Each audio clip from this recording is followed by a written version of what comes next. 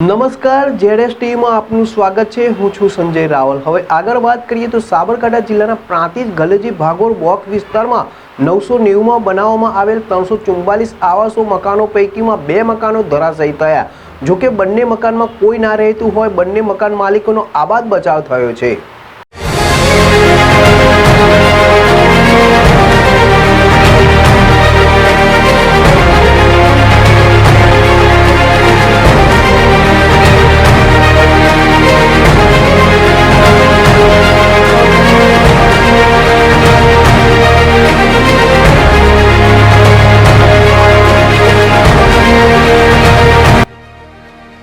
પ્રાંતિજ ખાતે ગુજરાત સરકાર દ્વારા ઘર વિહોણા લોકોને ઘરનું ઘર મળી રહે તે હેતુથી પ્રાંતિજ ગલેજી ભાગોળ બોખ વિસ્તારમાં આવેલ સર્વે નંબર 990 માં ₹6 કરોડના ખર્ચે IHSDP યોજના અંતર્ગત 2010 થી 11 અને 12-13 માં 344 આવાસો બનાવવામાં આવ્યા। 6 કરોડને ખર્ચે તૈયાર થયેલ મકાનો પૈકીના 2 મકાનો ધરાશાયી।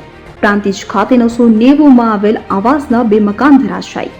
સરકાર દ્વારા ઘર વિહોણા લોકોને ઘરનું ઘર મળે તે માટે મકાનો બનાવવામાં આવ્યા કે જે પૈકી 212 આવાસો લાભાર્થીઓને 2017માં ફાળવવામાં આવ્યા। તો આવાસોનું લોકાર્પણ સાબરકાંઠા અરવલ્લી પૂર્વ સાંસદ દીપસિંહ રાઠોડને હસ્તે થયું હતું કે જે મકાનો પૈકી મકાન નંબર 73 મારવાડી લસાજી રગાજી મકાન તથા મકાન નંબર 74 મારવાડી વિનુભાઈ નારણભાઈ અને બંનેને ફાળવવામાં આવ્યા હતા। ત્યારે મકાનો એકદમ ધરાશાયી થતા આજુબાજુમાં રહેતા લોકો તથા અન્ય મકાન માલિકોમાં હાલ તો પોતાના મકાનોને લઈને ભયનો માહોલ જોવા મળી રહ્યો છે। વસાહતમાં બનેલ મકાનોમાં નબળી કામગીરી થઈ હોવાનું ત્યાંના સ્થાનિકો જણાવી રહ્યા છે। તો બંને મકાનોમાં કોઈ રહેતું ન હોય બંને મકાન માલિકોનો આબાદ બચાવ।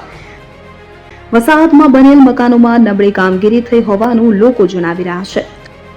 344 આવાસોમાંથી 212 લાભાર્થીઓને 2017માં ફાળવવામાં આવ્યા હતા।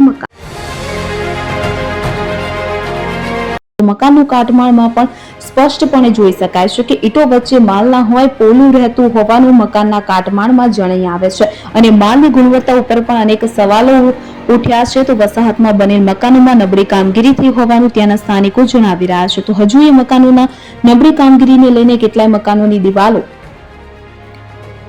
ધાબાઓ પડે તેવી સ્થિતિમાં હોવાનું પણ લોકો જણાવી રહ્યા છે।